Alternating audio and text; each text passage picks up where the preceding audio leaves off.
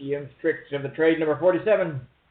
That's very good. My phone keeps blowing up for some reason. I turned it off. Well, I didn't turn it off. I did something to it. I don't know what's going on with my hair. Good deal, Chuck. I need to comb my hair. The quarantine, I'm forgetting to comb my hair. Ain't right. Now I look like all of the Yazzies. There we go. I look more like a Chanel now. Except the oldest of us four. There were four of us and 4 kids, 4 siblings. Zane Davis, myself, and Nikki. Zane's always been very clean and clean cut and clear, and that's been all right. The 3PB guidelines. Someday, Perry, someday. Soon it will just fade into the background. Yeah, thanks there, Douglas. My wife gave me a haircut, and she normally does a really good job, but I don't know, something happened. It won't comb anymore. It's got to grow just a little bit. How's it going, Baked Off? Hey, DM. 42 data squirrels. No, it won't. Someday. I know I've got those things somewhere. That's what I'll do. I'll ask Joe Goodman for him. Joe is pretty well organized. I'll bet you he's got his stuff somewhere. How's it going, Debris? Good evening. There you go. Just shave down the middle, DM. There you go. And what did the monks used to wear? Is that a tonsure? Is that the little when they shave the back of their head or something like that? How's it going, Night 5150? Yeah, I used to have it when I was in college. I had a ponytail, 10 remembers down to my shoulders and all that. I wore that for a while, and actually I saw the movie. I saw Richard Gere on a magazine, probably an Us Weekly or something, and from Pretty Woman, his character in Pretty Woman, and his hair looked so awesome. The one and only time in my life that I was influenced by someone in Hollywood, and I bought that magazine, and I went to a friend of mine who I worked with who cut hair and said, hey, can you cut my hair like this? And she cut off the ponytail and cut my hair like that. And then when I joined the Army, I can't hardly stand it touching my ears or whatever. How's it going, Epi? Gotta be short. Get off my head. Geek Preacher, thanks for joining us, man. Eating some pizza and watching Scooby-Doo. Stop it. Nice. Pizza and Scooby-Doo just go together without a doubt. Man, I could go for some pizza. I think I'll have some pizza tomorrow. We're trying to, the mullet, make it a cover. My Lord, that was a hairstyle. Yeah, Jim, I'm sure you do. My ponytail. I never got religious about it. I didn't really. I mean, it was cool. I liked my hair, but it was just hair. I just cut it off and moved on. I know sometimes Mark Sandy, a good friend of ours, he worked in the print shop forever and a day, and he's a pretty big Tiger King mullet. He's had to cut his hair since he left CLG. He went back to work at the grocery store. He's in the management track and all that crap, and they offer good stuff. It's good for Mark. Mark's doing really good, but man, cutting his hair is hard. He really likes hair. And one of the funniest things about Mark's hair, so this will make many of you just sad, but when we were doing Gary Gygax's Upper Works, we use a lot of local manufacturers, and that was one of them. We used the box maker. The guy who made the boxes was local. Well, Mark, how did that happen?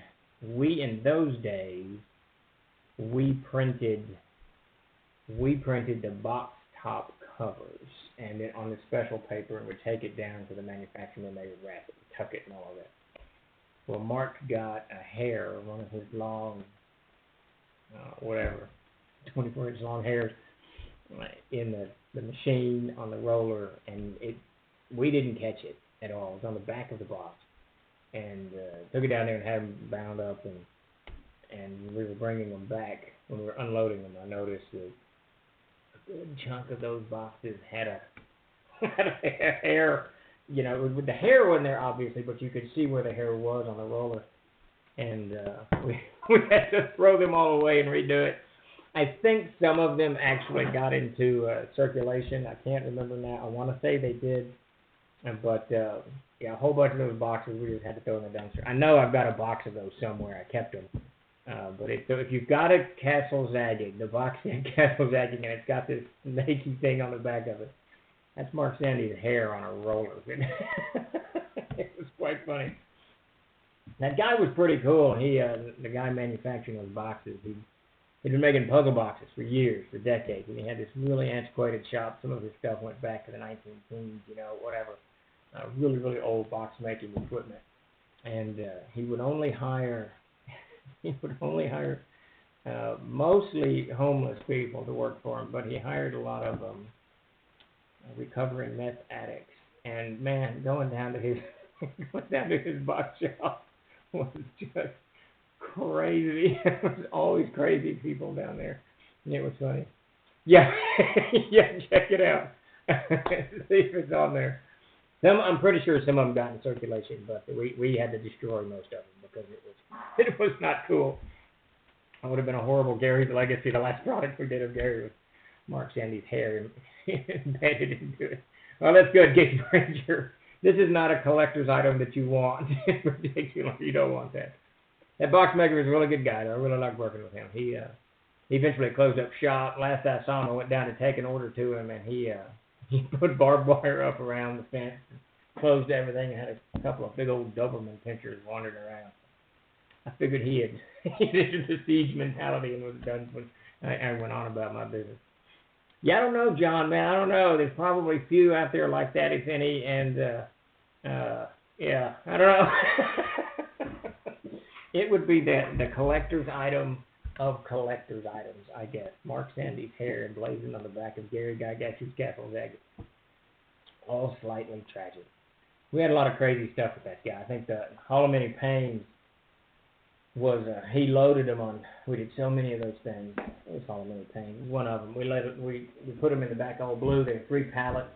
Pallets wouldn't fit. You can fit 2 pallets well. Third pallet wouldn't really fit. So, and he had them all shrink wrapped and stacked about 6 feet tall, which went much higher than the cab. And he had them shrink wrapped. It was pretty good. We tied them all down, and I drove back. And Mark followed me, and we couldn't have been going over 15 miles an hour, but up comes the wind on a turn, and now all 3 pallets just tipped over.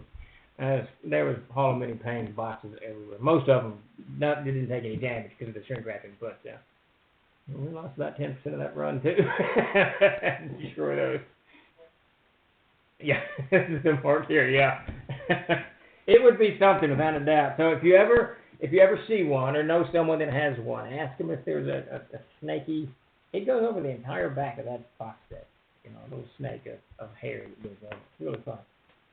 Mark didn't want to tell me because I was pretty violently tempered in those days. Everything was crazy in those days. That last 8 months after Gail had pulled the license on that stuff, it was hectic. It was very, very hectic trying to get out everything that we could before the license. Oh, hey, Douglas, thanks for the subscription. It was tough. Lots of fun. It was there you go, Geek Picture. We'd have to make up some kind of wild story how Gary's hair got there, but he certainly had the ponytail. He certainly had long hair. It was bad. It was part of the design, the aesthetics of the game. That's what we were shooting for. I'm not sure anyone would buy that from me, but maybe. Yeah, it would be a collector's. It would be a collector's. I'll see if I can't dig one out. I don't mind. I think David has my copies. I don't even know where my copies are. The only thing of Gary's I know where it is you can just see the bottom of it there, that signed copy of Glacier Rift G2 behind me. Tall Tales with a Troll Lord. Yeah, that's what I need to do. I need to just sit down and write out some of the stories that they're rather interesting. It has been a fun 20 years, there is no doubt. And the first 10 years of the company, it wasn't really until 2008, I think, 2009, in and around the time Gary passed away, that I kind of had learned how to do this, and I had enough experience to know what I was doing, and the drinking had stopped, and you know, all of that stuff, and we were taking it a little bit more seriously. We were serious before, you know, when we were working with Gary, we certainly were, but Davis and I did a whole lot of drinking in those days, and convention hopping and drinking, and I know that's why Gary enjoyed working with us. I know that's one of the reasons, because we were pretty couple happy knuckleheads. Let's see, my game didn't happen, live interface, I'm still here rather than 𝐓𝐫𝐤𝐬. Oh, that sucks, man. You know, I've mispronounced that for years. I've always called it 𝐓𝐫𝐤𝐬, but it's 𝐓𝐫𝐤𝐬, I believe is the name of it. Casey caught me at Gary Con a couple of years ago and corrected me. A Platinum Plus, oh, yeah. Platinum Plus days were good days. They were... those were the Mid-South, yep, Mid-South Con. Platinum Plus was an interesting club, and it was weird, you know, it was turning a couple of million a year, and that dude got busted by the feds for running guns and drugs and all kinds of stuff. He just wasn't happy with $1 million. I suppose he wanted more. Yeah, I really should write all this down. I think I started on the blog. I know I started on the blog. I did like 7 or 8 entries that began it in the very beginning and started to walk through it. I mean, Davis is getting arrested on the way to some convention in Fort Wayne. There's just all kinds of stuff.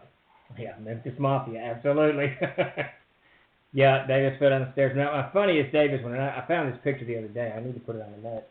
He went to, I think it was Mid-South Con, actually, one of those conventions in Memphis. And he got a little bit inebriated, climbed a fence into a rental car parking lot, and the fence was like 12 feet high, and there was concertina wire, not just barbed wire, but concertina wire around it. If you've ever been to Memphis, there's parts of Memphis that get pretty rough. Well, Davis went over the concertina wire, and he got his foot hung in it as he was going over, and then he fell inside the fence, and it wrenched his foot in every which kind of direction, and he smashed his face against the fence on the inside. I don't know exactly how he got out, because once he was in, but and I wasn't at that con. Peter Bradley was at that time. But when he showed up Monday morning for work, his face was all purple and bruised, and his leg was all twisted.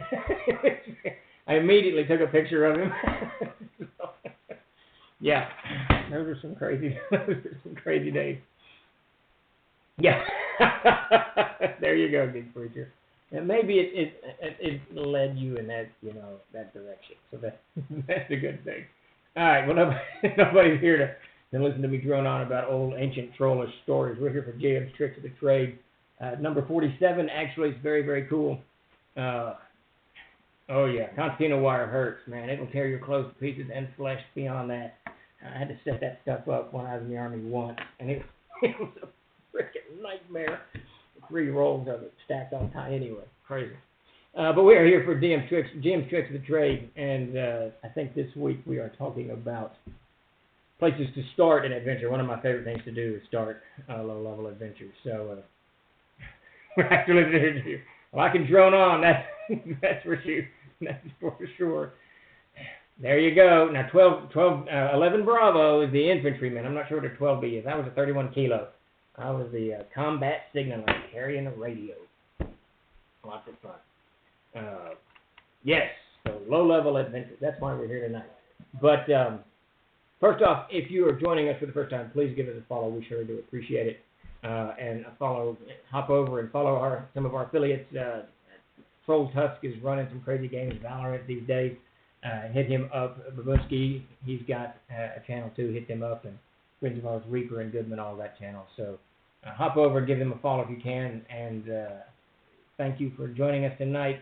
And with all of these GM Tricks of the Trade, I'm up here droning on about whatever it is, whatever tonight's subject is. But don't hesitate to throw in your comments and your, suggestions and whatever we're talking about. Everyone loves to hear from you, and I certainly do too, and it helps kind of further the whole conversation, which is absolutely fantastic. Thank you for the sub, Debris, very much appreciated. Combat Engineer, there you go. Oh, I'm sure you had wire up to here. Yeah, I just had to mess with it once. It was 3 strands. I was helping some infantry guys put it around the perimeter, I guess, or whatever. Man, it just mangled my uniform. That was absolutely crazy. So I'm not sure what a 19 Delta is. I need to get my MOS list. I've been out of the Army for so long. I don't even know if they do. They still call them MOSs. Is that still the thing that they do in the Army?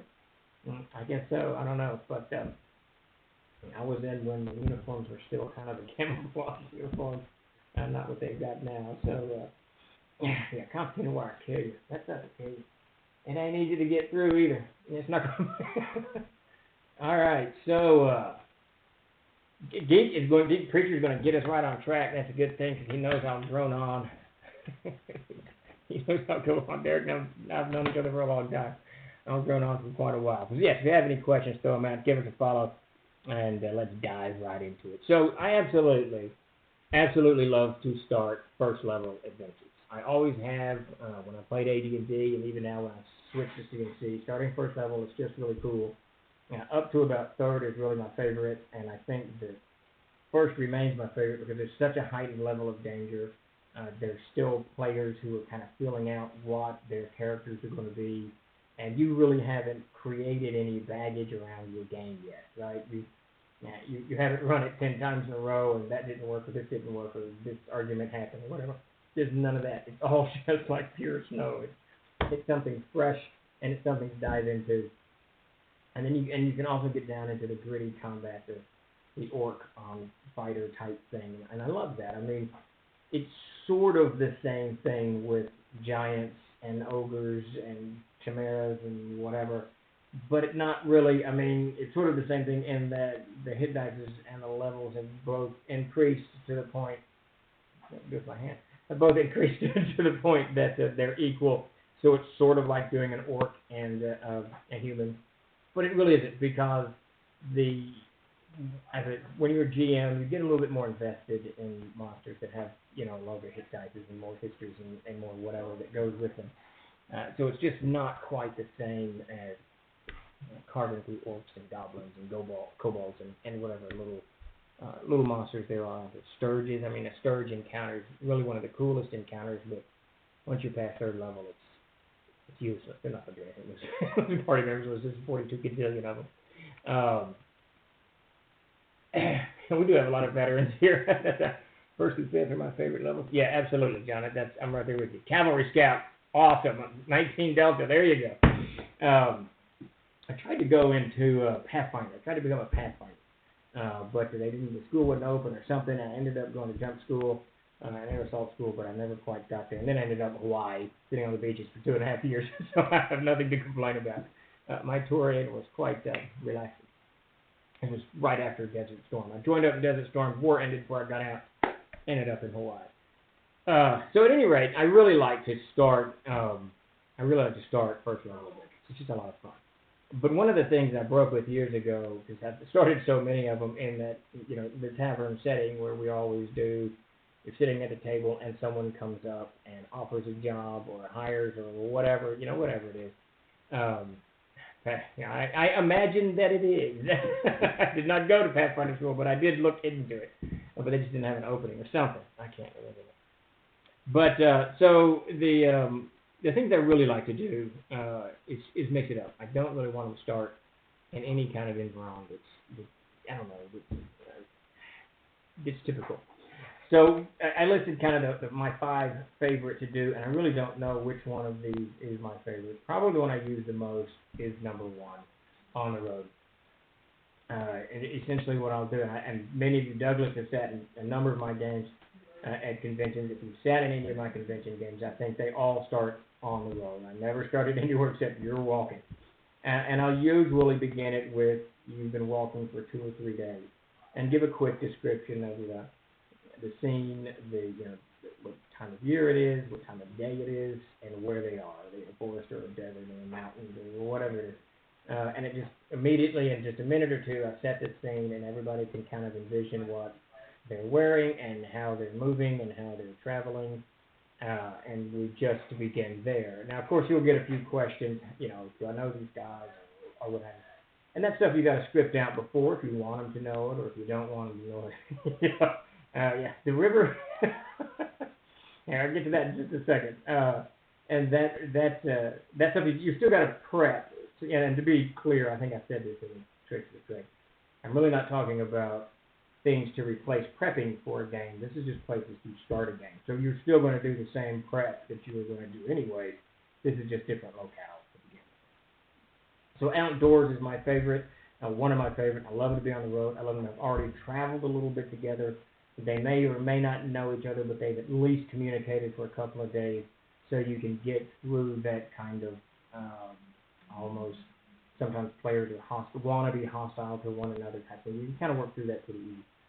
And I frequently, when I start them on the road, will have some kind of weather happening, or water mostly, and this is this is what we're going to be talking about, is the river. I absolutely love the rivers. The rivers, for me, actually, it's one of the reasons I use it so much at conventions. It's a great way to test the game.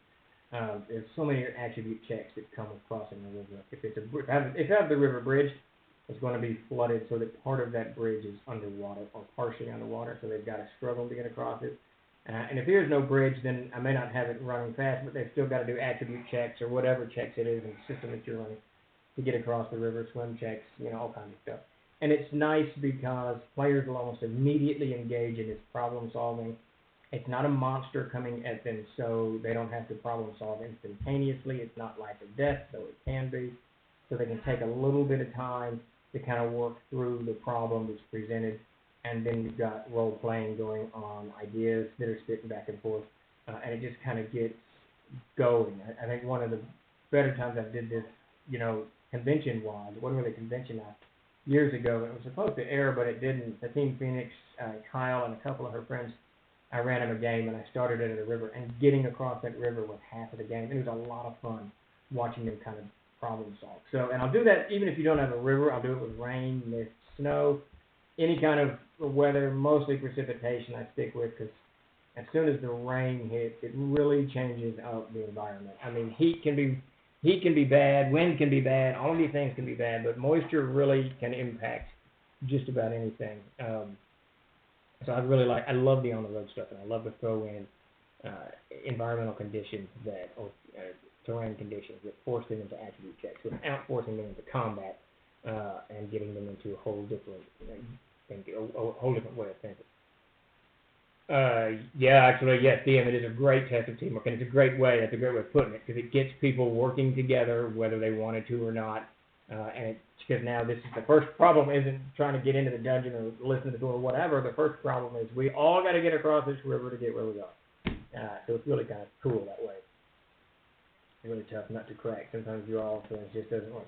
Yeah, that Breeze, that is actually, I was thinking about that when I was writing this week's GM Tricks Trade. I think I'm going to do a whole GM Tricks of the Trade on that, because you're right. That is really tough. You want them to know each other for ease of play, but it's better if they don't know each other or only partially know each other, because then they can role play out and kind of mesh. But then you run the risk of it not meshing, or one or two players going too far with, whatever. And because there's two levels to what we do, right? As role players, there's role playing, where we want to feel like we're kind of immersing ourselves in a different environment. But also, there's a game. You've got to play. You've got to metagame a little bit and get kind of past the whole, this is what my character would do type thing, or this is what the orc would do type thing, to actually play the game. So they're knowing each other or not, it's a tough nut to crack. And it probably varies from table to table and group to group. A mid-fight is we're going to get to that one very soon, Douglas. I usually say the group has had one minor adventure prior to starting. They know each other and start with a small cache and try to split up. Now that's good. Now that's a good way of doing it, John. That's very cool. Because then they at least have a history, and it's much, I talk a lot about, with the Codex of Air, the history of the world is very helpful to any world that you use is very helpful to a GM, because then you've got stuff to build on. And you're taking that's an interesting thought. I hadn't thought of that. You're taking that same concept and thrusting it upon the players. Now, they've got a history that they can kind of work out before the game even begins. That's very cool. That kind of cuts through right through the whole friend thing in a very effective way. Very cool. After first starts that are very focused to help the players get into character moving forward. I don't use tavern-like spaces that you can cause skipping. Yeah, 42 dotted. Tavernscape, they're cool. They can be really good. kind of get everyone involved, and you can set the whole tone of who's going to do this and who's going to do what. Because some are going to play more than others. But tavern settings really, one, they're used to death, and two, it gets a little problematic with it. And we're going to get to that focus. That's going to be number 4, I think. Actually, let me kick into number 2 here. I was in one of Steve's convention games at 𝐓𝐫𝐢𝐜𝐤𝐬. Many people were roomless full. We were traveling and came upon a river. The entire session was trying to get across. I don't think we ever did. Oh, there was some big beast person spying on us, but I remember the problem. Yeah. Yeah, that happens frequently. Getting across that river is actually tough. And I never really, I don't think about it often until I'm actually standing on the banks of a river and trying to, thinking about getting to the other side. Debris knows what we're talking about. Being a combat engineer in the Army, getting across that river is extremely, it can be very, very challenging. How's it going, John? And I don't know. I don't know which game you're talking about. I vaguely do, but there's so many river crossings in my game. Maybe I should make it a gulch next time. See, but the problem with a gulch, anything like that, if they fall, they die. If you fall in the river, and this is why I like rivers, if someone falls in the river and they get sucked off down the current, you can give them as many swim checks as you want. If you want them to realistically drown, they drown after one swim check. Or you can give them 12. It doesn't matter. You're running the game. So, but once they fall off a cliff into a gulch, they can try to grab the side, I suppose. But it gets a little bit more problematic. For one shot that convinces them not to change it. I will start. Yeah, I did. I think I started the game we're running now that started in 06. I'm pretty sure it started at a ford, at a river ford. They were on the road crossing the river. I'm pretty sure. I'm sure you were. That's great. How's it going down in Louisiana, John? Good, I hope. I know you guys are getting torn up a little bit, but hopefully it's calming down there. You hear it? Exactly. Yeah, that plate armor sent you to the bottom. I don't know if 𝐓𝐫𝐢𝐜𝐤𝐬's here tonight, but 𝐓𝐫𝐢𝐜𝐤𝐬's lost, I think, 2 characters drowning in rivers at convention. So the next starting that I like, well, I guess that's good, John. We're going to take that as a positive sign. We like to kind of see everything in a positive light, so we're just going to go with that. So the second place I like to start is Soul Survivors. I don't do this one often, and when I do, I usually focus on the Army, but you can have them, the survivors of a village that was sacked, a castle that was sacked, a town, a caravan, whatever.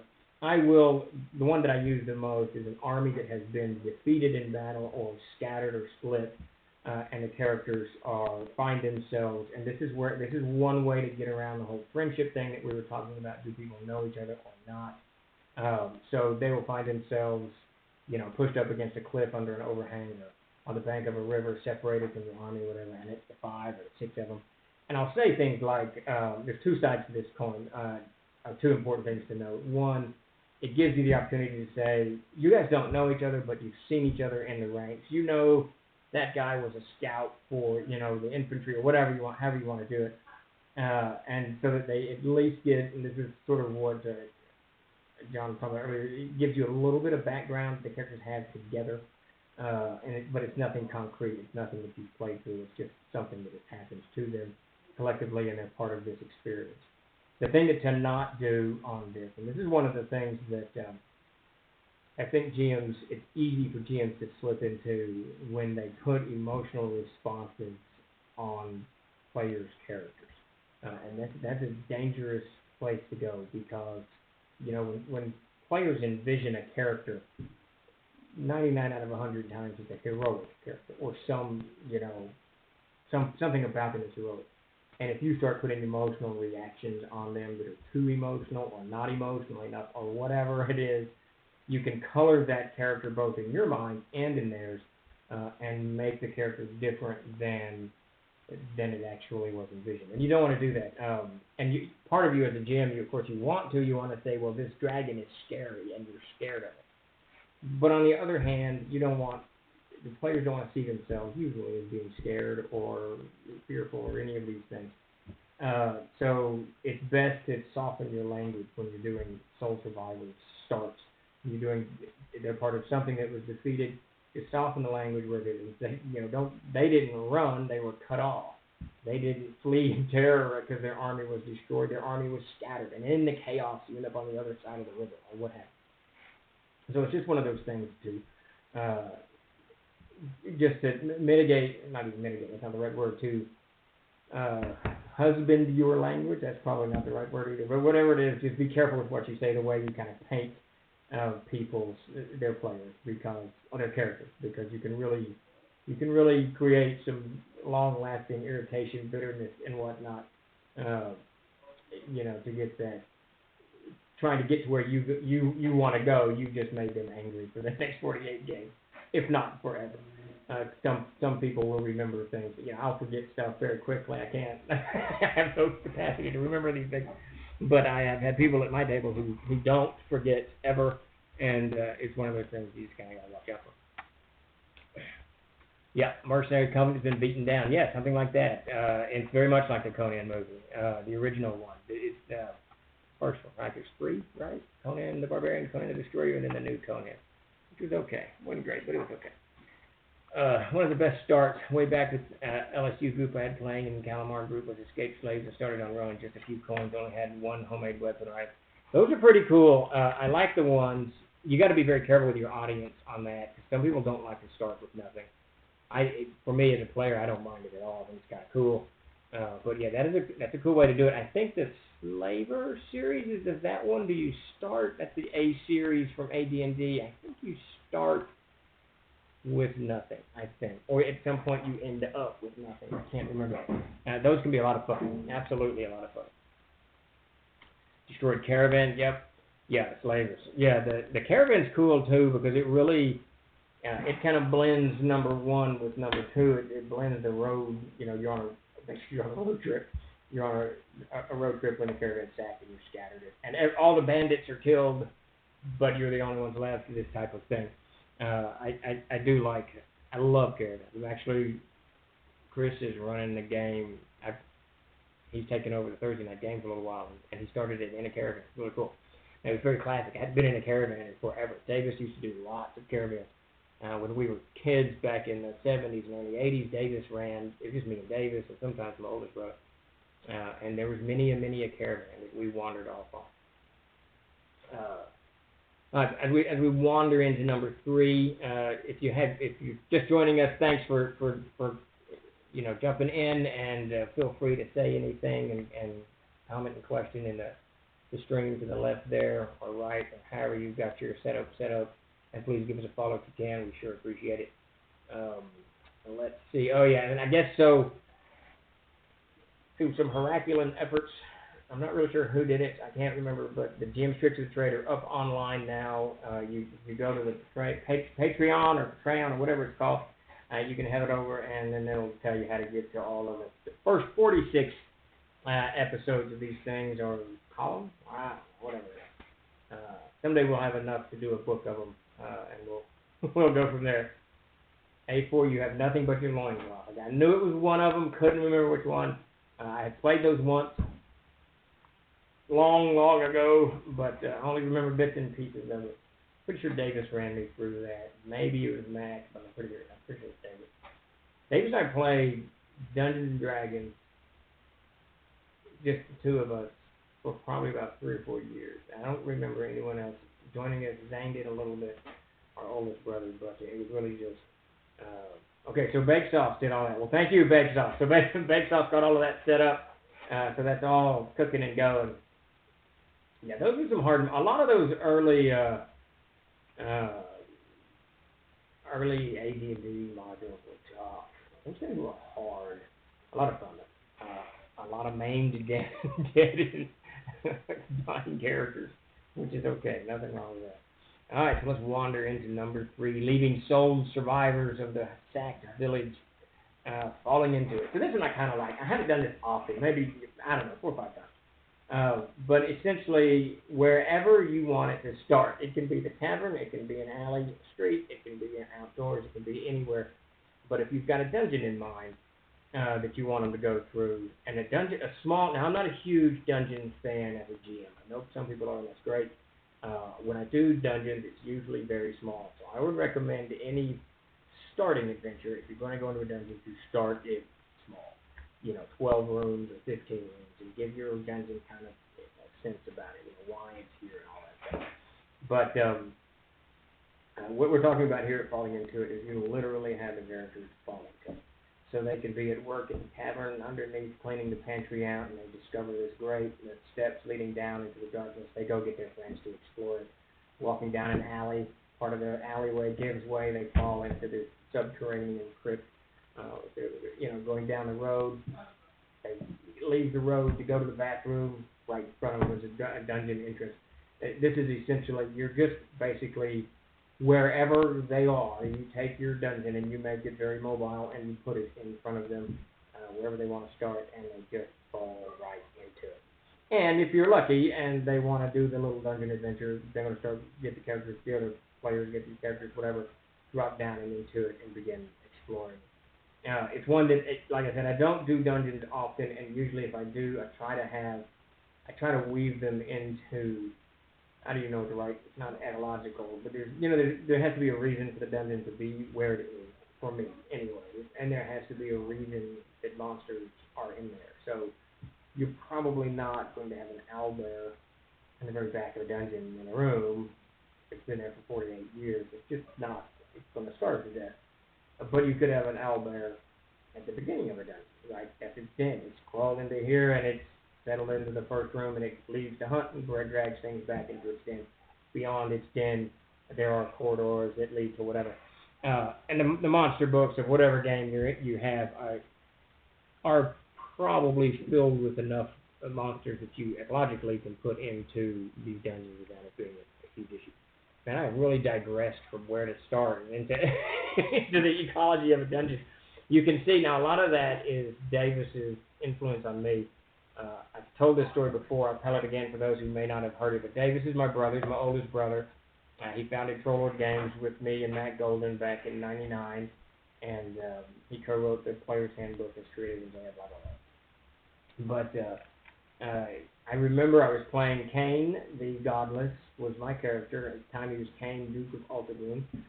Thanks for the follow, 𝐓𝐫𝐢𝐜𝐤𝐬. And I was using a Vorpal Blade, and I rolled a natural 20 on a Tyrannosaurus Rex, and of course he read the rule and it decapitated the T-Rex. And I remember watching him, because I killed the T-Rex, and his face, the whole demeanor just changed. He wasn't angry, but he was like, okay, this is not realistic. And the game after that, the game began to change. And Davis began to bleed into it in reality.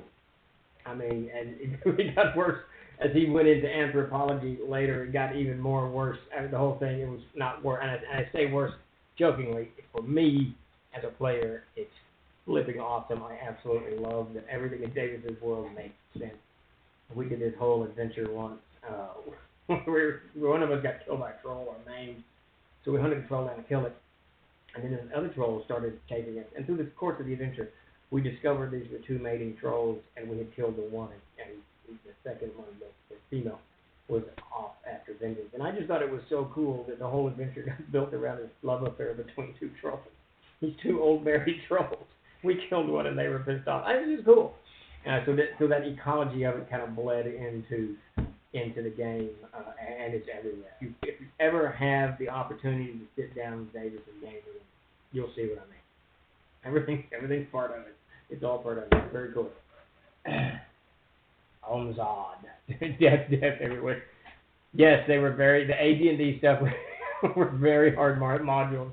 It was a very different style of play too. I think it was before role playing became such a part of the game, because it was more of a early days, I think. And I'm sure that Jim Ward would correct me, and maybe Tim Casket, whoever. But in talking to 𝐓𝐫𝐤𝐬, it seemed that the game was more of a competitor's game of surviving these traps. The rest of it is whatever. But we're going to get through this, that, and the other. Some of the things that Ernie told me he did at his dad's table was absolutely hilarious. One was he had a bag of marbles that he had used. They were hydras that they had polymorphed into marbles, and so that when he got in trouble, he would throw the marbles out and do a dispel magic, and suddenly there would be hydras everywhere, or something like that. I don't know. when he was telling me that I was thinking, okay, now that's just a game of chess, is what that is. That's people using their tools to outmaneuver one another. It was really awesome. I can't remember his name, but the guy that wrote Curse of the Strahd wrote it because he hated finding random vampire, one of the top tier undead in a dungeon. Something that powerful deserves an act. Yeah, that's the thing. I mean, that Davis had that break too. He was done with it. He was just done with it, and he never went back. So there was, in every adventure that we did for Davis, it was with Davis. There's 𝐓𝐫𝐢𝐜𝐤𝐬. When you get into the world of Isaiah, it's even more than that. I mean, it goes everything. And it actually influenced a lot on my creation of the world of Aaron. Playing under Davis for so long and just watching him create Isaiah, it's when I began to add wind currents, you know, and just all kinds of caravan tracks, all kinds of stuff were added to it that are part of any, say, Homo sapiens. Because I'm not sure if a dwarf is a Homo sapien or an elf is a Homo sapien. I'm not sure what I'm not sure what the actual scientific term of an elf is, but I'm sure there's one somewhere, or there should be. If not, James Missioner's Lost Tomb of the 𝐓𝐫𝐢𝐜𝐤𝐬 was brutal as well. Yeah, those things are tough. You know, I never played in Ravenloft. One of these days I'm going to have to actually play through Ravenloft. All right, so let's meander into number 4. Let's see. I don't think. All right, what is this? Okay, so this one I think someone alluded to earlier. Beginning the game in action. I do this one a lot. Probably right next to On the Road, and it almost always starts with an arrow flying through the air to thump into someone's shield. And I'll make the first shot miss, and I do it kind of intentionally. But and I think I described it in things. One of the things I like to do is you hear the bending of the bow. There's a fantastic Korean movie, if you get a chance to watch it, it's called War of Arrows. It is a phenomenal movie. It's one of my favorite medieval-esque movies. It takes the idea of the archer and kind of gives it just a smidgen of mysticism about it. And it's really, really cool. If you think it's on Netflix, if you get a chance to watch it, definitely watch War of Arrows. But there's scenes in the movie where the main guy pulls his bow back, and of course it's a horned bow, and it creaks, it does that creaking noise. It's fantastic. The whole thing, the whole mood, everything is beautiful about it. And it captures that kind of concept that I try to capture when I do the action sequence. You hear the bending of a bow, and as soon as there's no other reason to bend a bow. If you're not stringing it, you're shooting it, right? And so I absolutely love that. They hear the sound, they know combat's coming, and then the next round it is all over them. Monsters coming out of the brush or bandits or whatever it is that you decide to hit them with. And the nice thing about doing this is starting this on this way is it's instantaneous action. There's no role playing. There's no preambles or any of that stuff. You don't need to really worry about descriptions until you're actually in combat. The first thing you start with is the bending of the bow or the drawing of steel from the scabbard and the shouts of the enemy as they attack. And then you're on it.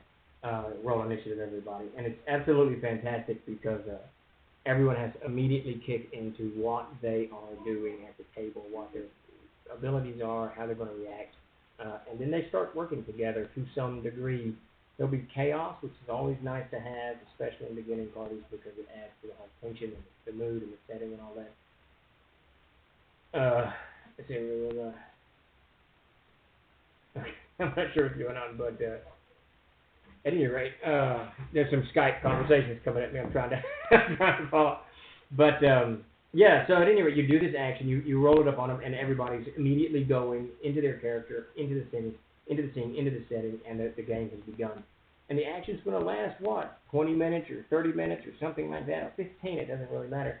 At low level, it's probably going to be less than that. But you've got everyone kind of, their blood boiling, and they've gotten in at least some kind of concept of what their character is going to do under pressure. So that's it's always a lot of fun, and it is certainly a way. It's like a movie, and you sit down and there's a 45-minute preamble of movie before you get to your first action sequence, if it's an action movie, and you're okay, I guess, but it's very different when they start off with a bloodletting, because then you're like, whoa, holy crap! I just sat down with my popcorn, and it's all over, and it's very, very cool. How's it going, Kane Kothar? Thanks for joining us for GM Tricks of Trade 47, I think is where we are. Screenshot from Mount and Blade Games, Chuck. Is that what that is? Mount and Blade is a great game. Both of my sons play that thing constantly. Absolutely constantly. Good game. Roll for initiative. Yeah, that's what it is. I absolutely love it, and that we all know. Thanks for the follow, Kendra. We all know that sound when the dice hit the table and the GM says roll it and you're in. Yeah, this is on my most recent campaign.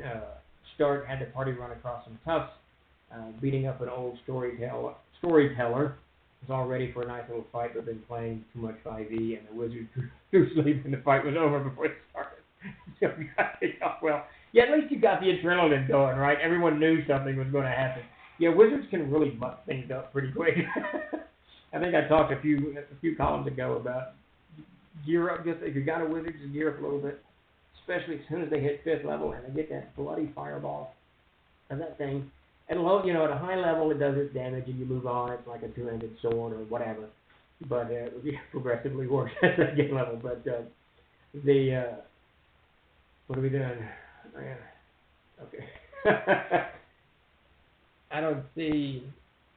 I think that we are going to try to give away a year's subscription to GM's Tricks of the Trade database here in a moment. We're going to be doing a raffle. Is that correct? So as soon as I say go, put in raffle ! I believe that's it, and we'll do a raffle on a year's sub to the GM's Tricks of the Trade. So yeah, that'll be coming here in just a minute or so. But yeah, so the fireball can really knock things for a loop. You kind of the sleep spell just as bad because low-level monsters they're all going to take 3d6 points of damage or get no save and just clear out. It's one of the things I wish we had done in Capitals of Crusade is made the sleep spell actually progressive. So when you're first level and you cast it, you do say 16 hit points, or you roll maybe 2d8 hit points, go to sleep. And when you're second level, 2d8 plus 1 or 2d8 plus 4 or whatever, yeah, we may end up doing that. I don't really like to change the player's handbook. It's been part of the whole thing about Castles and Crusades. If you've got the first printing of the player's handbook, you're still playing the same game. So I really hate to kind of mess with the PH. But what's probably going to happen there, King Kothar, we've got a book called, I'm not sure the final title, but it's the Spell Compendium is its working title, and it's going to have all the spells in it, plus some new ones, not a lot, but some new ones. So we may do a greater sleep spell that actually gets progressively, larger. Because it may be your 18th level wizard could actually put the Chimera to sleep, or Chimera, however you pronounce that thing. It just has a little bit more, a little more depth to the sleep spell. But that sleep spell is a killer, absolute killer. That fireball.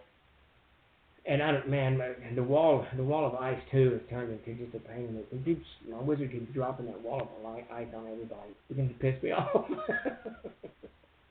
But what can you do? That's the good thing about letting players have their own domain, and I don't mess with it. I don't read the player's stuff. I don't do any of that. So I get hit with all kinds of surprises without a doubt. So suggestions of Scribadelium Trolls Sorceress. Yeah, I may go with that, but I don't think I can pronounce that.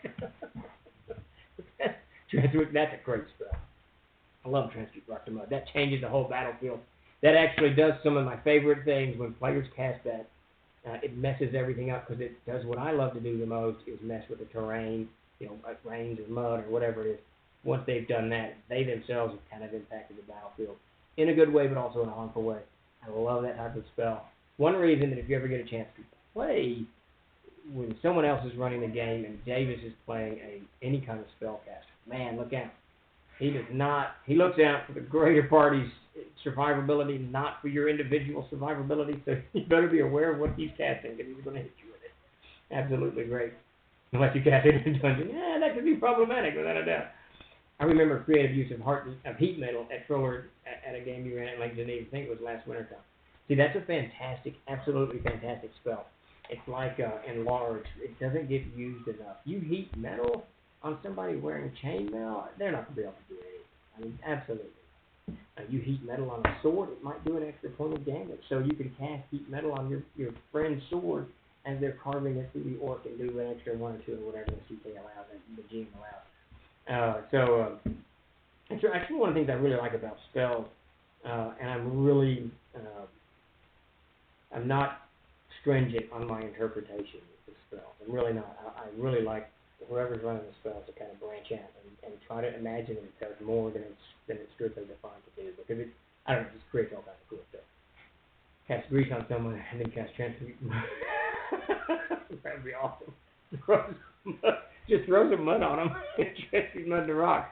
You know, it would work because the mud would turn to rock. It may not turn them to rock, but it would certainly inhibit their ability. That's actually, I would let that play out at the table because it's just so cool. It's something different. It's something that makes me have to react to this situation, you know, very as much as the players have to react when they're in life or death situation. All right, so I think we're gearing up here soon. We're going to try to do this sub giveaway. Before I dive in, last one, thank you everybody for showing up, and we surely do appreciate it. We'll be back Tuesday at 4, and then next Thursday, I'll be back next Tuesday at 4, and then Thursday at 8, and I think Chuck's running the game on Saturday, so all should be good. We're going to raffle for GMP Online. I'm not done yet, John. I got one more to go. So this last one, Hearth and Home. This is the Bilbo one, the Balbanio, or whatever, whatever's going on out there. Yeah, just tell me when, Chuck, and I'll give them a shout, and everybody watch your feet. But yeah, so essentially, and I've used this one a few times. It's one of my favorites, where the characters actually start at home, and either someone in the village, town, or city, castle, whatever it is, or one of their comrades comes up to them and knocks on the door and talks to them while their mother's making dinner or whatever it is. And so you really get this nice kind of role. It starts off on role playing. It's very calm, but it's a great way for especially people who like to role play. All right, so we're doing the raffle. It's a raffle away. Go ahead, raffle. Type in ! Raffle, and you should be entered into it. So. Yeah, Salt Marsh, yeah, absolutely. And it's just a nice way, that's a great adventure, absolutely great adventure. It's just really a nice way to start. It's slow, it's compact, but there's going to be some role-playing going on, and what's really cool about it is you get the character themselves, the player who's running whatever character, or they're going to get a little bit of depth to their character that they wouldn't otherwise have done that fast. Suddenly they're going to have a family, suddenly they're going to have roots, suddenly they're going to have a connection to something more than just gold and glory and whatever it is they have to. So the Hearth and Home is really kind of a very cool way, very calm way, very Bilbo-esque way to start an adventure. I mean, at the end of the day, that's how The Hobbit starts, kind of how The Lord of the Rings starts. But there's Bilbo sitting on his porch, right, when Gandalf comes up and says, whatever. There's a conversation. But I think Bilbo's on his porch smoking his pipe, right? And then he closes the door on Gandalf's face or something. It's been a while since I've read The Hobbit, so but that's kind of that story. It's a very slow movie, and here we go. There's the Hobbit hole on the panel right there. Let's see. I also let them have a trader skill from the village. Yeah, I absolutely love. I don't do it much anymore, but I love secondary skills. I used to do that big time when I played AD&D, especially when I think it was an Engineer Survivor Guide came out with a list of secondary skills. I use those like absolutely crazy because I like the characters to have and gives them depth, deep creature, what you're talking about. It gives them a little depth, and it gives, if everyone's got a different secondary skill, you got 5 players, say, you've got 5 extra things that the party can do on the battlefield, in the dungeon, wherever it is. And that always comes in handy because they can do a little bit more problem solving or have a little bit better advantage to take care of this problem. And it makes it easier on the GM because then you can do more, you can present more problems because you know they have a chance of taking it. Secondary skills are a huge, huge thing. That might actually be a good game tricks and trivia. Let's see. Steve, before you go, could you repeat the Korean movie's name? I'm pretty sure, I'm 90% certain it's called War of Arrows. Let me double check that. It is absolutely one of my favorite movies. Yes, it is called War of Arrows. I've got the IMDb, whatever it's called. And it is a little bit, like I said, it takes this, and it's not even mystical, but there is a little itty bitty bit of mysticism about the archery. I don't want to give anything away, but It's an epic film. It's just good. And I've watched a lot of Korean movies. The Kingdom, it's not called 𝐓𝐫𝐚𝐝, it's called Kingdom on Netflix. I won't say zombies because they're kind of undead, but they're zombies. But it's a fantastic medieval zombie show. 2 seasons out. Just watch it. Man, is it good. But definitely check out War of Arrows. You will not regret it, especially if you like anything to do with bows. And I really think bows are one of the things that characters do not use enough. There should really be 3 or 4 bows in every party so that whatever monster's coming at them, they can soften that monster up with just 3 or 4, 6 shots, whatever it is, before the monster hits. I think bows are insanely important and just do not get used enough. Let's see, in 3.0, I gave them a 0 level trade job. Also gave them the HP for that. Oh, that's cool. That gives them a little bit of extra, tissue to survive being hammered. That's a good thing. All right. We are about to wind down, I think. Bows, horses, and dogs. Yeah.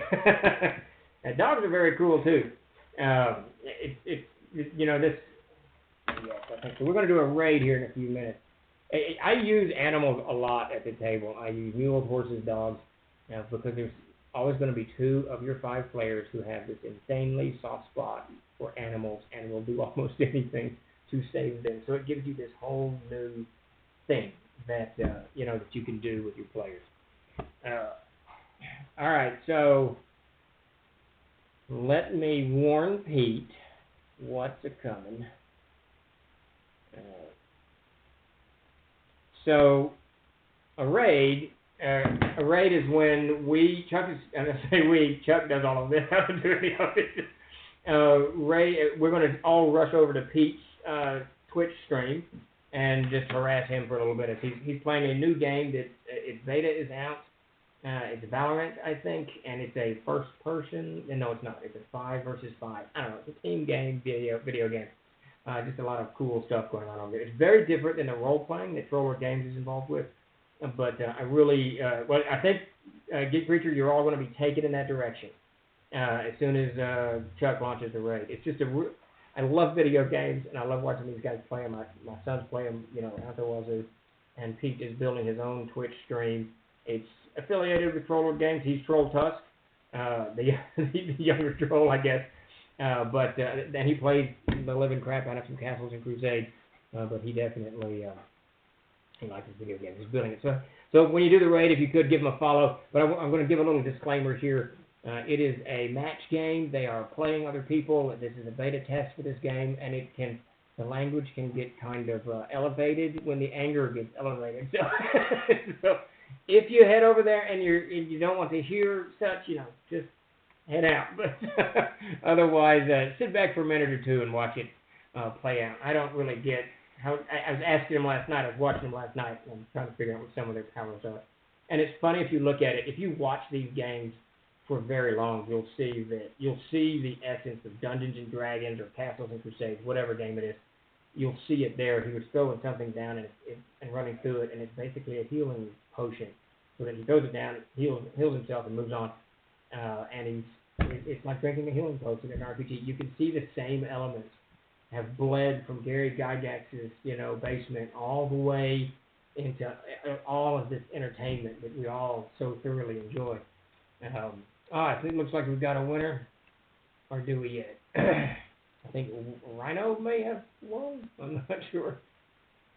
I don't know what's going on. I never know what's going on. But at any rate, let me say real quick. So Ultra Magnus 71, you won a year's subscription, I believe, to GM Tricks of Trade over on Patreon. But one of the most interesting conversations I had was when Gary died. It was a horrific day and completely caught off guard. But I started getting phone calls from everybody, NPR, all kinds of people calling me to check to get some kind of information on what it happened. And one of the VPs over at Sony called, and he was very emotional, and he said, listen, everything we do over here is because of Gary Gygax. And it was really kind of this moment of, it not only was a terribly sad moment, obviously, and a terribly sad day, but I lost a very good friend, but to see this bridge just there was this whole bridge of things that I hadn't quite made the connection. I mean, I kind of knew it, but I never made the connection until someone on that end of the spectrum said, hey, everything we do here, we owe to these guys. It was very, very cool.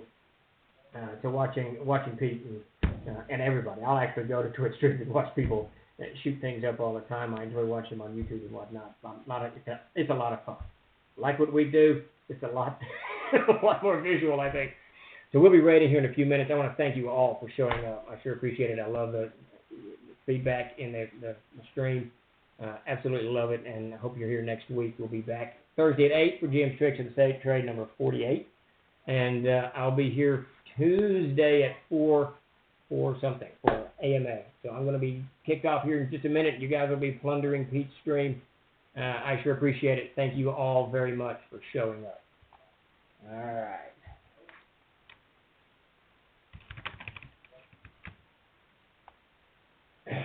So much going on. There's so many small things that I've got to figure out. How, because Chuck's the puppet master back there doing all of this stuff. They just told me to wait, so I didn't log off.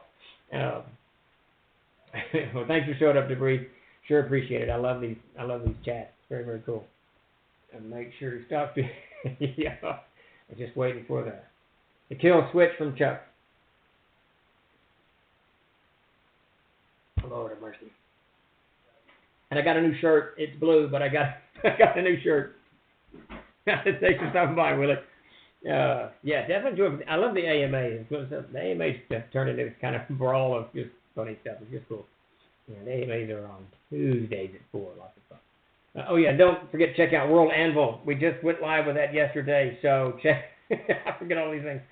Okay, end the streaming. I got to go. Everybody, thank you again, and give Pete a follow if you can.